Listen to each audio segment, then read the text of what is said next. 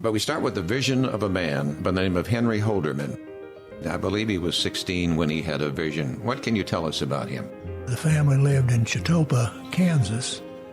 Henry Holderman's dad would transport lumber down to Spavinaw, down to the mill at Spavinaw, Lynch's mill. Then they would return with ground grain of different kinds to Chetopa. On his way, of course, he had to cross the Grand River, basically near Pensacola. At the age of 16, he began getting this vision, this idea of building a dam somewhere on this river. He ended up in Africa. I guess he went to India after that. But during his time in India, he learned how to build mud dams. When he returned at the age of 18, he and his older brother floated down on a raft the full length of the Neosho River.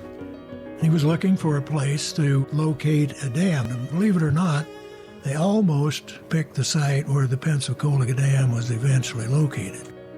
But then something happened in Washington, and you've alluded to it, that would benefit the Pensacola project.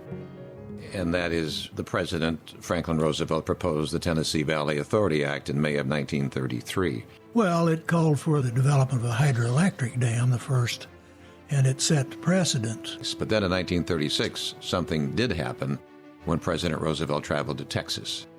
And on his return, returned on the Katy line up through northeast Oklahoma.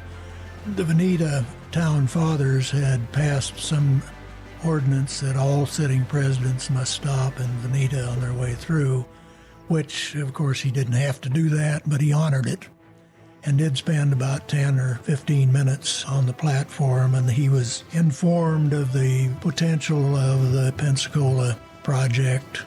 From there on, it began to catch fire.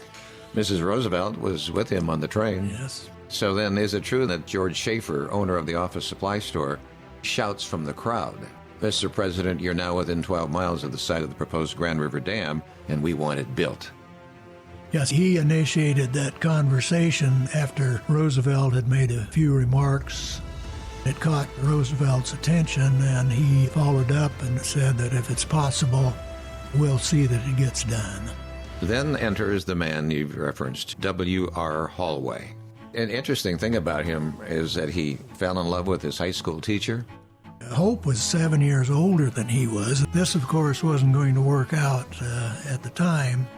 So after he graduated from college, he returned home, proposed to Hope. She accepted, and they were married, and it was a very happy relationship. He probably came back here to this area, to Tulsa, only because of Hope. Possibly. This man contributed so much to our area, but because of his love for this woman that he came back. Yes. So then the first dirt for the excavation was moved on January 13th, 1938. About workers, I understand there were 13 workers that were killed during the construction of the dam. Well, there were over 2,000 workers on the dam. They were working on the dam 24 hours a day. It was probably one of the first lighted projects where they worked all night long.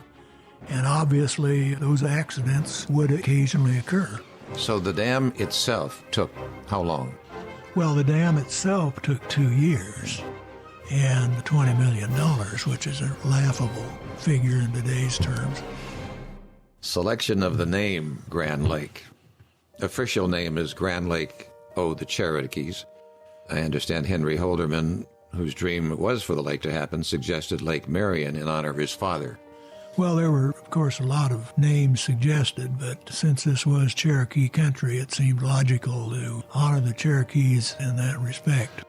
On March 22nd, 1940, then we had Marguerite Buffington Garner, the 47-year-old medical secretary from Veneta. Named it Lake Right. O' the Cherokee. No one seems to know what she meant by the abbreviation O. I think that's for scholars to debate. Then overall, we should point out that the project was a major economic boon to northeastern Oklahoma, and it changed the lives of many citizens. Absolutely. Consider all the jobs that it has created as a result of the tourism influx, the recreations. And so on May 10th, 1947, the official dedication ceremony, the greatest massing, they say, of watercraft ever conducted in Oklahoma. An estimated 50 expensive cabin cruisers maneuvered near the dam and control station. It was probably a marvelous sight of old boats, classic boats, and I would have liked to have been there. So can we give credit here as we wrap up our discussion to Henry Holderman? And W.R. Hollway. Yes. I think those two men had the foresight, in one case, the ability in the other, to create something that is going to be lasting for generations.